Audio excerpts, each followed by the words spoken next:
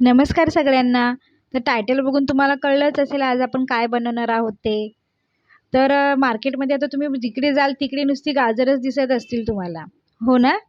तर चला बघूया कसं मी मी कसे बनवते गाजरचा हलवा. म्हणजे मी इथे आता माझ्याकडे तूप नव्हतं, तर मी इथे बटर टाकून घेतलं गाजर परतण्यासाठी.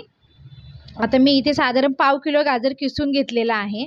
तर ते चांगलं 2 ते 3 मिनिटं मंद आचेवरती आपण त्याला परतून घेणार आहोत.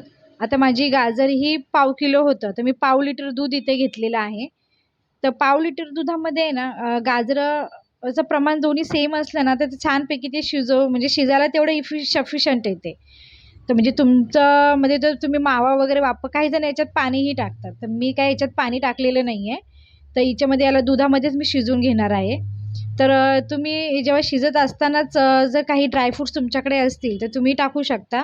तर इथे मी बदाम, काजू आणि पिस्ता असा बारीक करून ओबड-धोबड त्याच्यात टाकला होता आणि याच्यामध्ये साधारण 2 वाटी मी साखर टाकलेली आहे. तर तुम्ही साखरेचं प्रमाण तुमच्या आवडीनुसार कमी जास्त करू शकता. आता याला मी चांगलं 4-5 मिनिटं तरी याला चांगलं शिजवून घेतलं. म्हणजे गाजर कुठेही कच्चं नको लागायला. नाहीतर काय होतं ते ना खाताना असं टचटच लागत राहतं.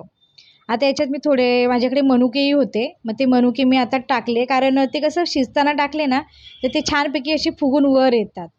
आणि जर वेलची पूड तर प्रत्येक स्वीट्समध्ये असायलाच पाहिजे. त्याची एक वेगळी टेस्ट असते म्हणजे. आता याला चांगलं 3-4 मिनिटे आम्ही त्यातलं दूध आटेपर्यंत त्याला शिजवून घेतलं. तर तुम्ही बघू शकता किती छानपैकी आपला हलवा तयार झालेला आहे. आता हे आपण एका बाउलमध्ये काढून घेऊया हलवा. याची टेस्ट ही खूप अल्टिमेट झाली आहे. तर तुम्ही ही रेसिपी नक्की ट्राय करा आणि कमेंटमध्ये नक्की सांगा कशी झाली आहे म्हणून.